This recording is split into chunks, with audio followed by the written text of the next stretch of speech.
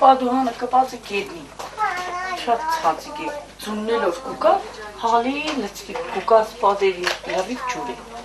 Հայթյանների բազմանդամ-ընտանիքն այս տանը բնակվում է 2002 թվականից։ Այստեղ նրանք մի կերպ գոյություն են քաշ տվել, սպասելով, որ օրերից մի օր լավ է լինելու, բայց ամեն ինչ գնալով վատացել է։ Ընտանիքի դուստրը Էլիզանով ամուսնացել էր 8 տարի առաջ եւ ամուսնու հետ մեկնել Ռուսաստանի Դաշնություն 2010 թվականի նոյեմբերին հետ է եկել։ Ամուսնուն արտերկրում ձերբակալել են, իրեն էլ 4 անչափահասների հետ հյուրընկալել է հայրական տունը։ Երեխեքը առանձնի չեն կարող քնել։ Սա կուկան կողքս կպարգին, սա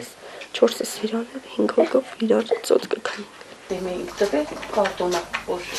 Վիկտոր, անչ թապիր երեխեքի վրա, գիշերով գմբալ են ընկավ հողը հետը լծված քնած երեխեքի վրա։ Հիմա ապրելով այս կիսախարխուլ բնակարանում Էլիզան եկել է մի եզրակացության. հայրենի հողից ամուրը ոչ միտեղ չկա։ Հենց այդ լավատեսությունն էլ երևի թե ուժ է տալիս գոյատևելու համար։ Այստեղ միայն բնակարանային պայմանները չէ, որ վատն են։ Բազմանդամ ընտանիքը ապրում է տատիկի 19,000 դրամ թոշակով, տան ավագորդին էլ պահակությամբ է զբաղվում, օրը մեջ ստանում է 2000 դրամ։ Վաղ եղել է հաճ ենք ունել այդպես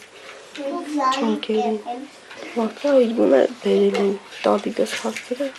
թոշակը ստացել, բերել հաճել ենք էլի։ Խանութներից տալիք մալիք կենեինք, բերենք պես կուդեինք։ Սննդի հարցն այստեղ իսկապես որ բարդ է, բացի Էլիզայի երեխաներից 2 անչափահաս էլ կա, նրա եղբոր երեխաներն են։ Էլիզայի ավագ դուստրը Անահիտը շուտով կլինի 8 տարեկան, դպրոց չի հաճախում։ Նրա կրթությունը սահմանափակվել է 1.5 ամսով, այն էլ ռուսաստանյան է։ Հայրենիքն էլ գաղթած մայրը փող չունի երեխային դասի ուղարկելու։ Երեխան այնքան էլ չի տենչում դրան։ Նրա պատկերացմամբ դպրոցը խաղ է, իսկ այդ խաղը տանն էլ կա։ Երեխեքի հետ խաղանք, գրավոր կենենք, Գուգլով խաղանք, հետո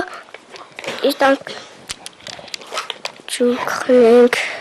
Կրթության պակասը փորձում են տանը լրացնել, տառերն են սովորեցնում։ Այսպիսի ընտանիքներ Հայաստանում շատ կան։ Հեռուստացույցով ուրախանալով արտասահմանյան հեքիաթային ու ձրի կյանքով վաճառում են տուն-տեղն ու արտերկրի ճանապարհ է բռնում։ Կարճ ժամանակահատվածում գործ չգտնելով ծախսում տարած գումարը, մի քիչ սրանից նրանից փող հայթայթում, ապա հայաստանյան բարեկամներից փող խնդրում ու վերադառնում։ Վիճակագրական տվյալների համաձայն 2009 թվականին Շիրակի մարզից արտերկիր է մեկնել 568, վերադարձել 537 անձ։ 2010-ին մեր երկրից գնացել է 1572 եւ վերադարձել 1265 քաղաքացի։ Նրանցից մեծ մասը վերադարձել է բացարձակ անհայտություն, այստեղ չունեն տանիք եւ աշխատանք։ Միգրացիոն խնդիրներով զբաղվող պատասխանատուները խորհուրդ են տալիս մեկնողներին լավ մտածել, ապա նոր արտերկրի տոմս գնել։ Մի բան եւս, գնալիս պետք չէ այրել վերադարձի բոլոր կամուրջները։ Արմինե Ավետիսյան, Արագ Յուրեղյան, Ազդարար։